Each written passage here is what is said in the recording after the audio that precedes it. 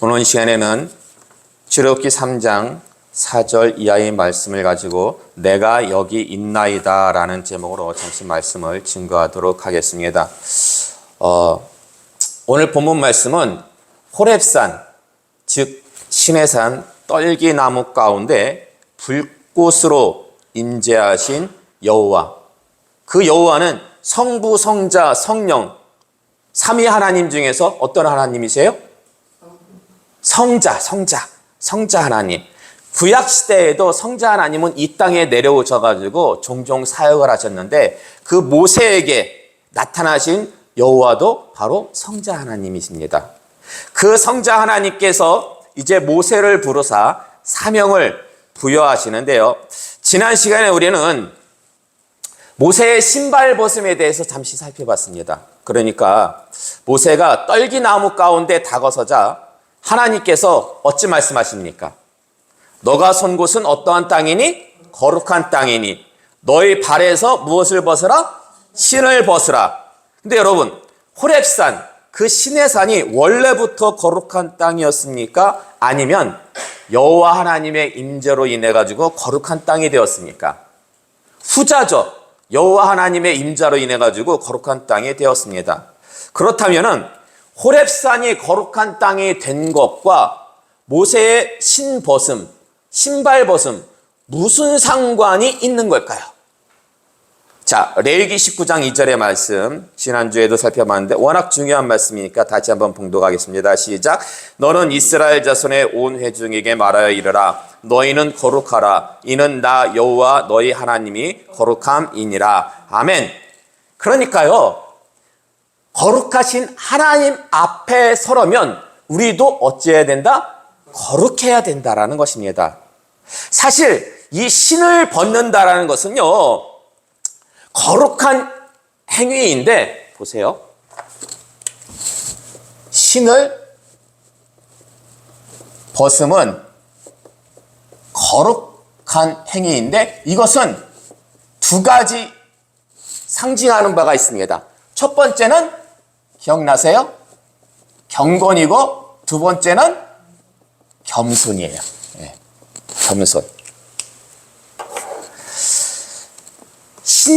여러분, 그때나 지금이나 그렇잖아요. 우리가 신발을 신고 어디든지 가요.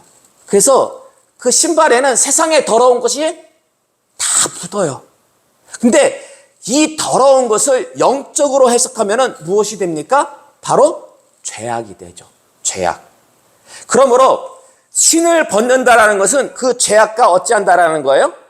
단절. 그렇죠. 분리한다라는 거예요. 그 분리한다는 게 어떤 의미예요? 죄악과의 분리, 바로 경건하다는 거죠. 경건을 뜻합니다. 그리고 고대 근동 지역에서는 신을 신지 않는 사람들이 있었다고 했죠? 어떤 부류가 신을 신지 않아요? 노예들. 그들이 신을 신지 않는 이유는 뭡니까? 노예들이 신을 신지 않는 이유? 그들의 신분이 비천함을 표시하기 위함이었다라는 것입니다. 따라서 하나님이 모세에게 신을 벗으라고 명령하신 이유는 뭡니까? 예? 너는 비천하니까 신을 벗어야 돼. 그런 의미일까요? 아니죠. 겸손의 의미로. 이건 비천함이 아니라 피조물인 모세가 창조주이신 여호와께 가져야 할 겸손함을 요구하고 있다는 것입니다. 그래서 오늘날에도 주의 종들이 이 강단에 오를 때 신발을 벗잖아요. 그 신발을 벗는 의미가 뭡니까? 이런 의미가 있는 거예요. 내가 하나님의 말씀을 증거함에 있어서 경건한 모습과 겸손의 모습으로 거룩함의 모습을 가지고 하나님의 말씀을 증거하기 위해서 신을 벗는다라고 말씀을 드렸는데요. 자, 그러면 여기서 우리가 한 가지 의아함을 갖게 됩니다. 그게 뭐냐면 우리가 출애굽기를 살펴보기 전에 창세기를 살펴봤잖아요. 창세기 족장들 누굽니까? 창세기 족장들이 누구예요? 첫 번째로 나오는 사람이 아브라함, 그리고 이삭, 야곱 등이 있는데, 여러분, 하나님께서 아브라함이나 이삭이나 야곱에게 임재하셔가지고 모세의 경우처럼 신을 벗으라고 말씀하신 적이 있습니까? 없습니까? 여러분 기억에 있어요, 없어요? 여러분 기억에도 없고 성경에도 없어요. 그럼 왜 족장들에게는 신을 벗으라고 말씀하지 않으신 걸까요? 왜 그러신 것 같아요?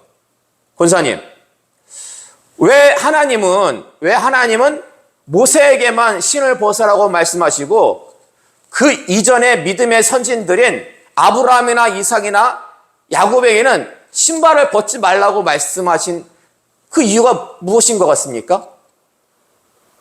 왜 모세에게만 그런 명령을 내리신 걸까요? 모세는 그 거룩한 땅이기 때문에. 모세가 지금 있는 곳이 거룩한 땅이니까 그 거룩한 땅은 여호와의 임재로 인해 가지고 거룩한 땅이 됐잖아요. 근데 여러분, 아브라함 99세 때 하나님께서 그 소돔과 고모라를 멸하러 가시기 전에 아브라함에게 사람의 모습으로 나타나셔요. 2명의 천사를 대동하고. 그러면 하나님께서 그곳에 임재하셨기 때문에 아브라함이 있는 곳도 어떠한 땅이 됐어요? 거룩한 땅이 됐잖아요. 근데 신을 벗으라고 말씀하지 않으셨어요. 그리고 야곱이 형 만나기 직전 야복강에서 뭘 해요? 씨름하죠. 그때 씨름하신 분이 누구예요? 성자 하나님. 씨름하신 분이 성자 하나님. 아브라함에게 나타나신 분도 성자 하나님이고 야곱에게 나타나신 분도 성자 하나님이에요. 그러면은 이건 단순히 임재만 하신 것이 아니라 야곱과 씨름을 했어요. 그러면은 왜 하나님은 그때 야곱에게 신을 벗으라고 말씀하지 않으셨을까요? 왜? 자, 그거는 조금 이따가 우리가 살펴보도록 하겠고요. 오늘 본문 4절 말씀 보시면은 하나님이 모세를 몇 번 부르십니까? 하나님 모세를. 예? 모세야, 모세야. 2번 부르셔요.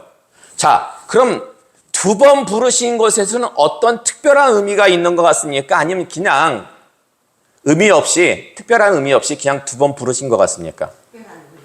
자, 창세기 22장 1절 이하의 말씀 볼까요? 창세기 22장 1절 이하의 말씀 함께 봉독하겠습니다. 시작. 그 일 후에 하나님이 아브라함을 시험하시려고 그를 부르시되 아브라함아 하시니 그가 이르되 내가 여기 있나이다. 여호와의 사자가 하늘에서부터 그를 불러 이르시되 아브라함아 아브라함아 하시는지라. 아브라함이 이르되 내가 여기 있나이다 하매. 아멘. 자, 본문 말씀은 창세기 22장은 하나님이 아브라함을 시험하사 그 이삭을 바치라는 그 말씀이에요. 근데 처음에 하나님이 아브라함을 시험하시려고 몇 번 부르세요? 1번 부르세요. 처음 아브라함을 시험하실 때는. 근데 아브라함이 이삭을 제단 위에 올려놓고 칼로 탁 내려치려고 할 때는 몇 번 부르세요? 2번 부르셔요. 2번. 그럼 왜 그때는 2번 부르셨을까요? 그렇죠. 아주 그때는 어떤 순간이다? 긴박한 순간이기 때문에 2번 부르셨고요. 사무엘상 3장 10절의 말씀 볼까요? 사무엘상 3장 10절의 말씀입니다. 함께 봉독하겠습니다. 시작. 여호와께서 임하여서서 전과 같이 사무엘아 사무엘아 부르시는지라. 사무엘이 이르되 말씀하옵소서 주의 종이 듣겠나이다 하니. 아멘. 하나님이 사무엘을 몇 번 부르셔요? 2번 부르시죠. 근데 사실 이때 하나님이 몇 번을 반복해서 부르셨는지 아십니까? 이때? 그러니까 처음에는 사무엘이 하나님이 부르시는지 모르고 엘리 제사장이 부르는 줄 알고 쭈르르 달려가잖아요. 부르셨어요? 안 불렀다. 그게 몇 번 하는지 아십니까? 3번. 그렇죠. 3번 해요.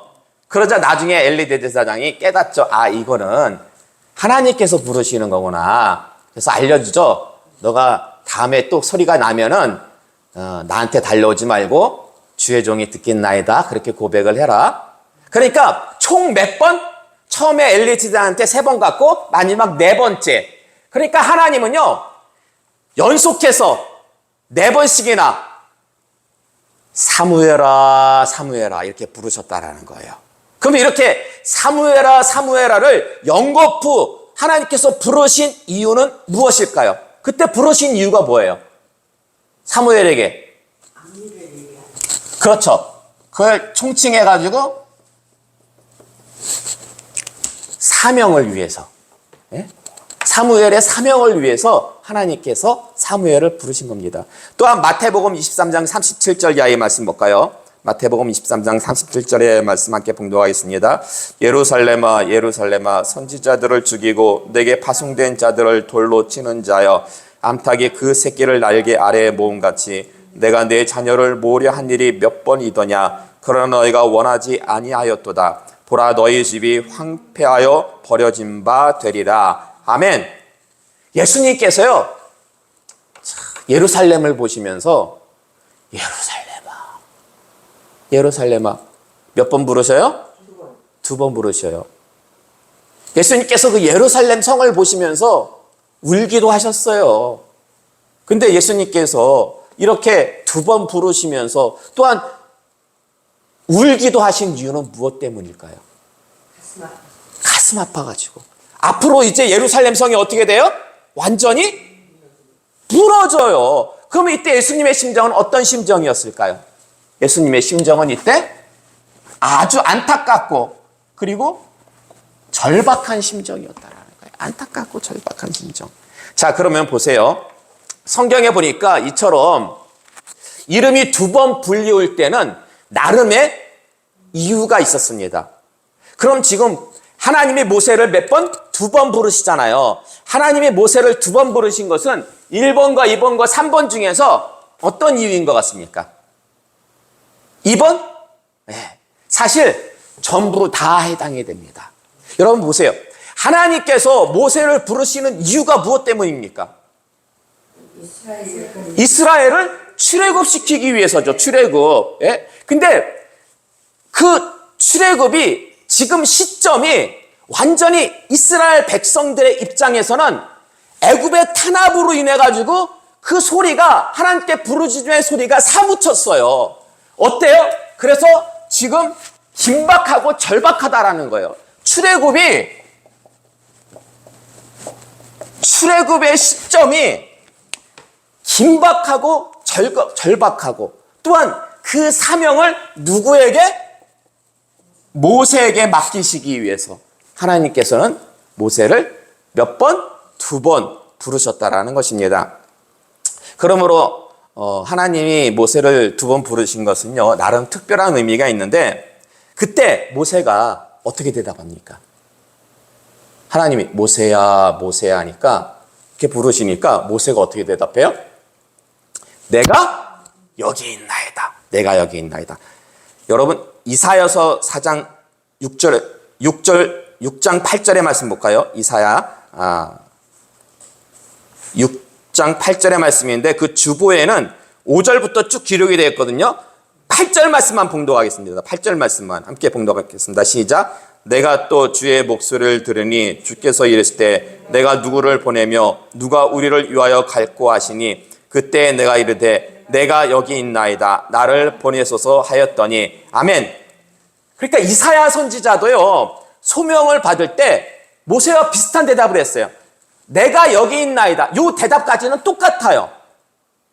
근데 여러분 이사야 선지자가 이런 고백을 하기 전 소명 수요 직전에 어떤 고백을 했냐면요. 이사야서 6장 5절 그 앞에 5절 말씀 함께 봉독하겠습니다. 시작. 그때 내가 말하되 화로다 나여 망하게 되었도다. 나는 입술이 부정한 사람이요 나는 입술이 부정한 백성 중에 거주하면서 만군의 여호와이신 왕을 배웠음이로다 하였더라. 아멘.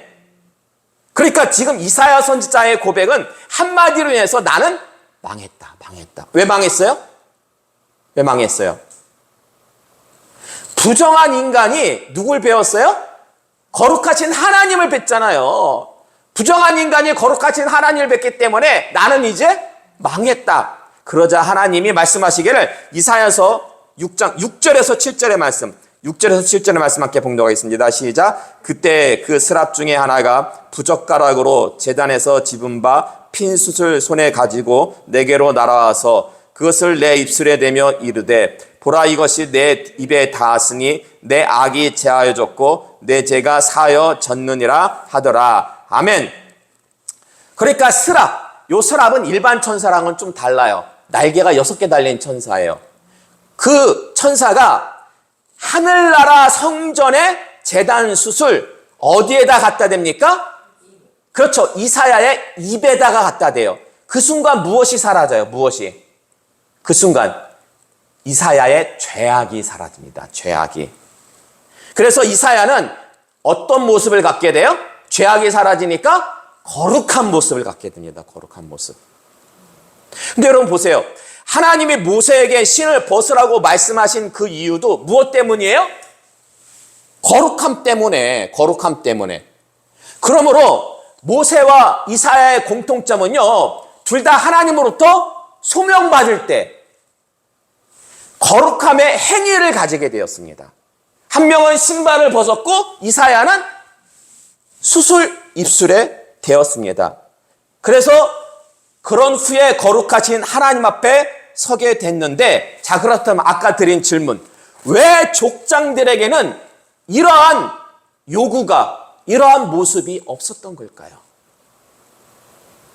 모세와 엘리야는 이런 거룩함의 행위를 통해서 거룩한 모습을 가진 후에 하나님 앞에 서게 됐는데, 왜 아브라함이나 이삭이나 야곱은 이런 거룩함의 행위를 거치지 않은 걸까?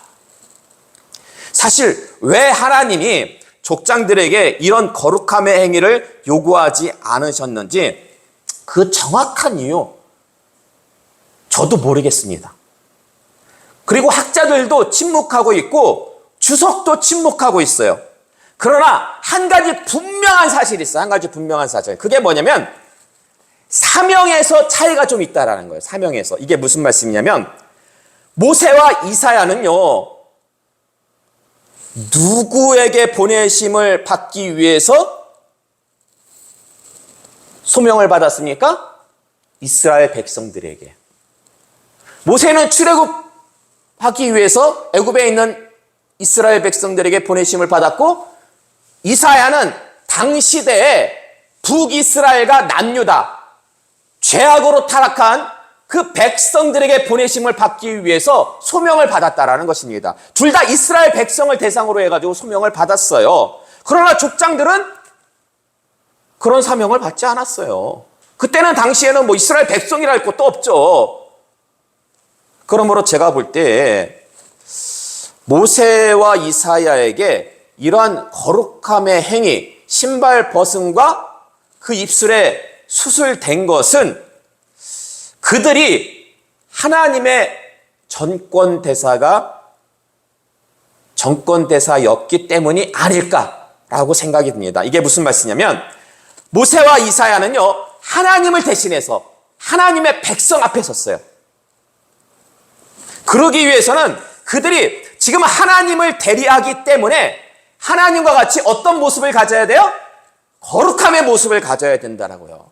아니, 똑같이 죄악으로 물든 똑같은 모습 가지고 그들 앞에 섰을 때 내가 하나님께서 보내심 받은 자다, 당신이나 나나 똑같은 죄악의 처지 가운데서 그렇지가 않죠. 먼저 하나님을 만나서 거룩함을 통해 가지고 거룩함의 행위를 통해서 거룩해졌기 때문에 그들에게 하나님의 말씀을 온전히 증거할 수가 있었다라는 것입니다. 근데 여기서 또 한 가지 문제가 발생합니다. 또 한 가지 문제가 발생하는데 그게 뭐냐면은, 그럼 왜 다른 선지자들에게는, 모세와 이사야 말고 성경에 보면 선지자들이 굉장히 많이 나와요. 그럼 왜 다른 선지자들에게는 그러한 거룩함의 행위를 요구하지 않으셨는가 하는 거예요. 아니, 다른 선지자들도 이스라엘 백성들에게 보내심을 받았는데, 이거는요 좀 더 연구해야 될 것 같아요. 아직까지는 시간이 부족해가지고. 그래서 혹시 나중에 제가 깨닫게 되면, 연구해서 깨닫게 되면 그때 말씀드리도록 하겠습니다. 자, 계속해서 오늘 본문 6절 말씀 보시면은요, 하나님이 자신을 어떻게 소개하십니까? 모세에게. 하나님께서 모세에게 말씀하시기를, 나는 내 조상의 하나님이니, 누구의 하나님? 아브라함의 하나님, 이삭의 하나님, 야곱의 하나님이니라. 근데 왜 하나님은 이처럼 구체적으로 자신을 소개하신 걸까요? 그냥 나는 내 조상의 하나님이다, 그럼 되잖아요. 그럼 되는데 왜 이렇게 아브라함, 이삭, 야곱의 하나님이라고 자기 자신을 구체적으로 소개하신 그 이유가 무엇 때문일 것 같습니까? 왜 그러신 것 같아요? 왜 하나님은 그냥 모세야 나는 내 조상의 하나님이다 이렇게 말씀하셔도 충분히 이해할 수 있잖아요. 이해가 다 되잖아요. 근데 왜 굳이 아브라함의 하나님, 이삭의 하나님, 야곱의 하나님이라고 이렇게 말씀하신 이유가 무엇 때문일까요? 이거 굉장히 중요해요. 이 말씀. 이 말씀 굉장히 중요한 말씀이에요. 근데 왜 그러신 것 같아요? 왜 그러신 것 같아요? 한번 생각해 보세요. 굉장히 중요하니까 여러분에게 질문 드리는 거예요. 왜 굳이 아브라함의 하나님, 이삭의 하나님, 야곱의 하나님이라고 그리고 여러분 성경을 보면은요 이렇게 말씀하신 구절이 여기뿐만 아니라 종종 나와요. 하나님께서 자기 자신을 계시하실 때 나는 아브라함의 하나님, 이삭의 하나님, 야곱의 하나님이라고 종종 말씀하시고 그 말씀을 또 신약에서도 종종 인용을 해요. 그럼 그렇게 말씀하신 이유가 도대체 무엇 때문인 것 같습니까? 창세기 17장 7절 이하의 말씀 볼까요? 창세기 17장 7절 이하의 말씀 함께 봉독하겠습니다. 내가 내 언약을 나와 너 및 내 대대 후손 사이에 세워서 영원한 언약을 삼고 너와 내 후손의 하나님이 되리라. 내가 너와 내 후손에게 내가 거류하는 이 땅 곧 가나안 온 땅을 주어 영원한 기업이 되게 하고 나는 그들의 하나님이 되리라. 하나님이 또 아브라함에게 이르시되 그런즉 너는 내 언약을 지키고 내 후손도 대대로 지키라. 아멘. 자, 요 말씀 하나님이 누구에게 주신 언약의 말씀입니까? 하나님이 아브라함에게 주신 언약의 말씀이에요. 그리고 창세기 26장 주보 뒷면 보세요. 주보 뒷면 창세기 26장 2절 이하의 말씀 함께 봉독하겠습니다. 시작. 여호와께서 이삭에게 나타나 이르시되 애굽으로 내려가지 말고 내가 네게 지시하는 땅에 거주하라. 이 땅에 거류하면 내가 너와 함께 있어 내게 복을 주고 내가 이 모든 땅을 너와 내 자손에게 주리라. 내가 내 아버지 아브라함에게 맹세하신 것을 이루어 내 자손을 하늘의 별과 같이 번성하게 하며 이 모든 땅을 내 자손에게 주리니 내 자손으로 말미암아 천하 만민이 복을 받으리라. 아멘. 자, 좀 전의 말씀은 하나님이 아브라함에게 언약으로 주신 말씀이고 요 말씀은 하나님이 누구에게 언약으로 주신 말씀이에요? 이삭에게, 아브라함의 아들인 이삭에게. 자, 그리고 한 군데 더 보겠습니다. 창세기 35장 9절의 말씀, 9절 이하의 말씀 함께 봉독하겠습니다. 시작. 야곱이 밧담 아람에서 돌아오매 하나님이 다시 야곱에게 나타나사 그에게 복을 주시고 내가 아브라함과 이삭에게 준 땅을 내게 주고 내가 내 후손에게도 그 땅을 주리라 하시고. 아멘. 자, 이 말씀은 하나님이 누구에게 언약으로 주신 말씀이에요? 야곱, 아브라함의 손자인. 그러니까 지금 하나님은 아브라함 그리고 그 아들 이삭 그리고 그 손자 야곱에 이르기까지 계속해서 어떤 말씀을 주셨어요? 언약의 말씀을 주셨다라는 거예요. 그 언약의 말씀의 내용이 뭡니까? 이 땅을, 가나안 땅을 너와 너의 자손들에게 주겠다. 그러니까 하나님은 아브라함에게만 언약하신 것이 아니라 족장들 개개인에게 각각 계시하시고 언약하셨다라는 것입니다. 그래서 하나님께서는 그 언약을 근거로 해가지고 지금 이스라엘이 출애굽하는 거는요, 그 애굽 땅에서 고생하는 이스라엘 백성들이 단지 하나님께 부르짖었기 때문만이 아니라 그 이전에 하나님께서 아브라함과 이삭, 야곱에게 뭐 하셨기 때문에?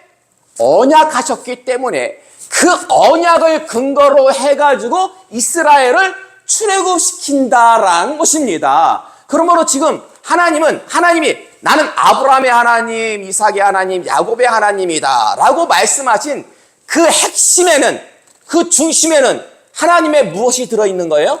하나님의 언약이 있다라는 거예요. 나는 곧 언약의 하나님이다. 내가 너희에게 약속하지 않았느냐. 내가 이제 그 약속을 지킬 것이다.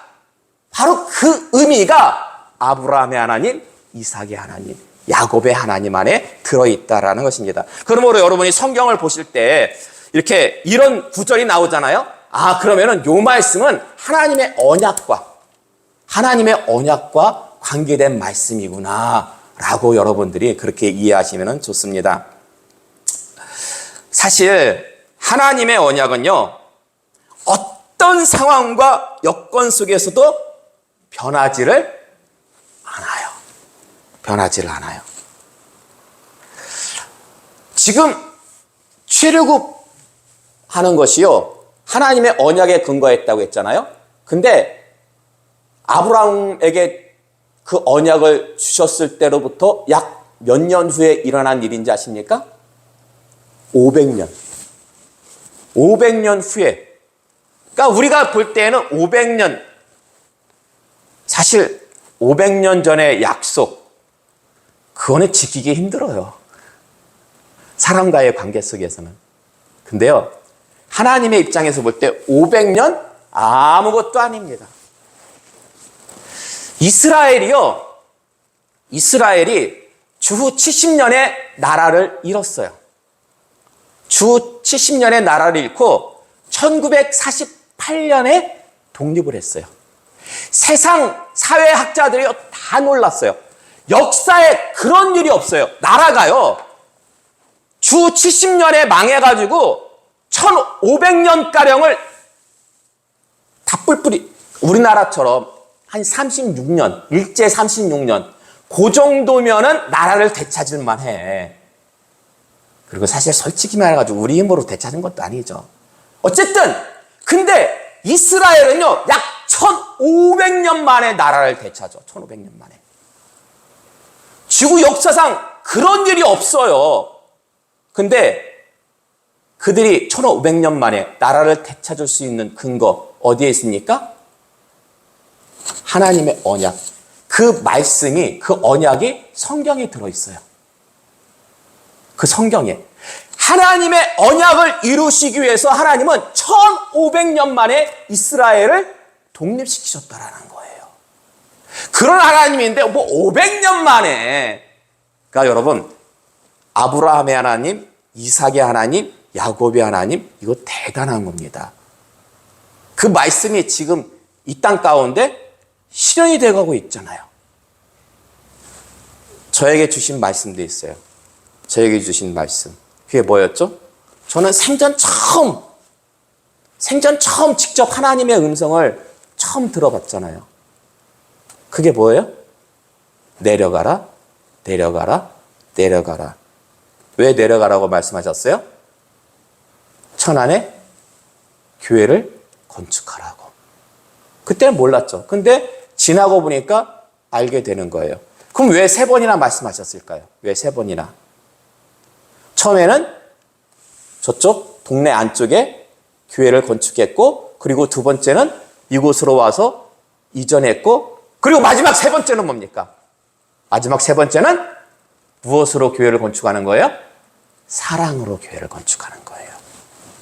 그래서 하나님은요, 말씀을 통해 가지고 사랑으로 교회를 건축하는 방법까지도 다 알려주셨어요.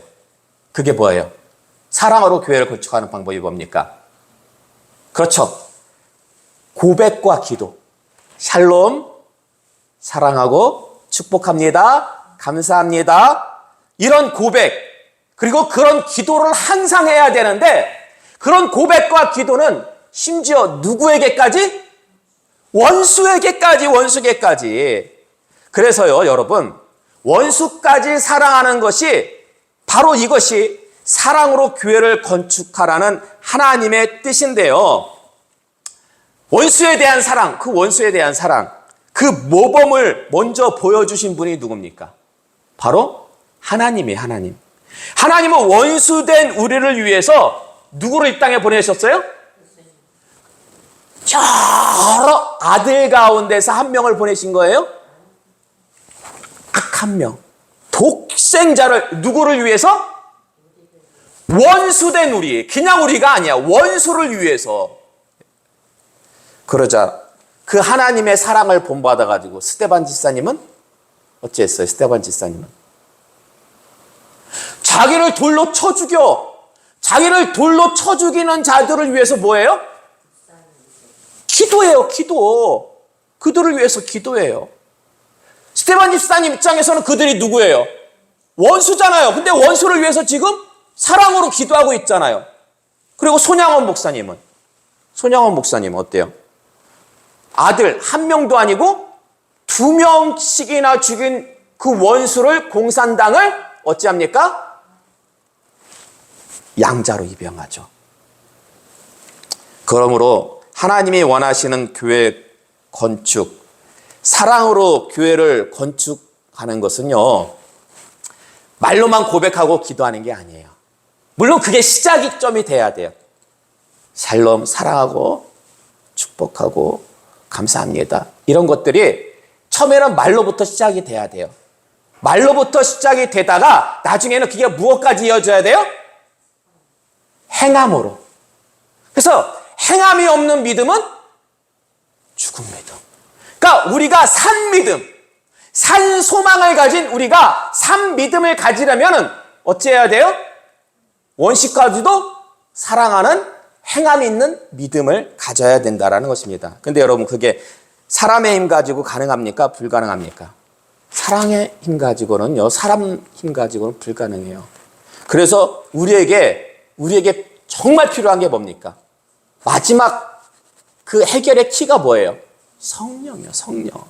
그걸 다 하시고 하나님께서는 내가 내 영을 너희에게 보내가지고 내 법을 너희 마음 가운데 기록하겠다라고 말씀하신 거예요. 근데 그 성령이 어떻게 주어집니까? 성경을 보니까 기도 가운데 그리고 말씀 가운데.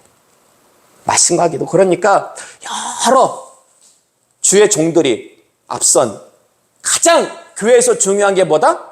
말씀과 기도. 다른 거 없다. 목사님, 그러면 찬송은요? 찬송은 곡조 있는 기도. 네. 사실 여러분, 저에게 있어 내려가라는 하나님의 음성 처음 들었잖아요, 제가. 마지막이 될 수도 있어요. 그 하나님의 말씀은 저에게 있어서는요, 하나님이 족장들에게 무엇을 주셨어요? 어떤 말씀을 주셨어요? 언약의 말씀을 주셨잖아요. 저에게는 언약과도 같습니다. 언약과도 같아요. 사실 그 말씀이 없었다면 저는요, 이 시험 버텨내지 못했을 거예요. 제 성격은 그래요. 누구와까지 다투어가지고 그걸 쟁취하기보다는 그냥 너 가져라. 그냥 내가 떠날게. 제 성격이 원래 그래요. 제 성격이. 그러나 제가 떠나지 않고 끝까지 이 자리에서 말씀을 증거할 수 있었던, 버틸 수 있었던 원동력은 뭐예요? 하나님의, 그렇죠, 언약과도 같은 말씀. 부디 이 시간 나오신 여러분도요, 조급해 하시거나 인간적인 방법으로 해결하지 마시고 반드시 언약을 지키시는 하나님을 믿으시고 끝까지 말씀과 기도 가운데 인내하시기 바랍니다. 그러면요, 내려가라고 말씀하신 하나님이 지금 성경을 통해서, 말씀을 통해서 결국 해답은 성령인 것을 알려주셨잖아요. 그 성령 주시겠습니까? 안 주시겠습니까? 안 주실 거면 처음부터 내려가라고 말씀 안 하셨을 거예요. 사실요, 제가 이 성령에 관한 말씀 한 30년? 한 30년 된 것 같아요. 왜냐면 제가 석사 논문을 성령론에 대해서 썼어요. 그때 주도 교수가 차영배 교수님이었는데, 차영배 교수님이면 우리나라에서 최고, 총신대에서 총장으로 계시다가 은퇴 후 우리 학교에 오셔가지고 가르치셨는데, 그래서 저는 제 학문의 90% 이상은 그 차영배 교수님으로부터 배운, 또 그분 전공이 조직신학이었고 저도 조직신학을 전공했기 때문에, 근데 머리로는 완전히 이해가 되는데 그 성령을 안 주시는 거예요. 성령을. 그 교수님은 2번이나 받았대, 불같은 성령을. 근데 저에게는 그 불같은 성령을 아무리 구해도 안 주시는 거예요. 근데 지금 생각해 보니까요. 그때 받았으면은 천안의 교회가 세워졌을까요? 아마 안 세워졌을 거예요. 근데 하나님께서 때가 되니까 내려가라고 말씀하셨잖아요. 그리고 지금은 성경을 통해서 이제는 답이 없다. 성령밖에는 답이 없다. 말씀해 주고 계시고 있잖아요. 이제 때가 된 것 같아요. 이제 때가 된 것 같아요. 그러니까 여러분, 정말 중요한 게 그래요. 우리가 신앙생활을 하나님의 때에 맞춰서 우리가 걸어가는 게 정말 중요한 것 같습니다. 내 계획과 내 시간의 때가 아니라 하나님의 계획과 하나님의 때에 따라서 먼저 말씀으로 그걸 깨닫게 했으니까 이제 여러분 간구하시기 바랍니다. 구하시기 바랍니다. 그럼 약속하신 성령, 불같은 성령 반드시 여러분에게 주실 줄로 믿습니다. 제가 이렇게 그래도 나름 교회를 3번 건축하는 거 아니겠습니까? 처음에 건축하고 이전한 것도 있지만 어쨌든 다 포함하면 사랑으로 건축하는 것까지. 근데 이렇게 제가 겪어보니까요. 교회 건축은 사람 하는 거 아니에요. 교회 건축의 완성은 누가 완성하시는 거다? 하나님이 완성하시는 거예요. 하나님이 뭘로 완성하십니까? 사랑으로 완성하세요. 그 부분이 빠지잖아요. 그 부분이 빠지면은 교회가요. 허구한 날, 결정적일 때, 잘 나가는 것 같아도 결정적일 때 항상 교회가 어려움을 겪습니다. 교회가 어려움을 겪어요. 그 목사님이 목회를 잘하는 것 같아도 어느 순간에 정말 초라한 모습을 보일 수밖에 없어요. 교회가 휘청거릴 수밖에 없어요. 왜요? 사랑이 밑바닥에 근간이 되어 있어야 되는데 교회는 예? 근데 그 부분이 빠졌기 때문에 자 하나님께서 사랑으로 우리 교회를 완성하시기까지 여러분 정말 묵묵히 말씀과 기도 가운데 좌로나 우로나 치우치지 마시고 믿음의 길을 걸으시기 바랍니다. 그래서 하나님께서 성령으로 사랑으로 우리 교회를 완성하실 때 정말 하나님의 언약이 우리 가운데 이루어질 때 여러분 모두가 그 은혜에 동참하시는 귀하고 복된 하나님의 자녀들 다 되시기를 주님의 이름으로 축원합니다.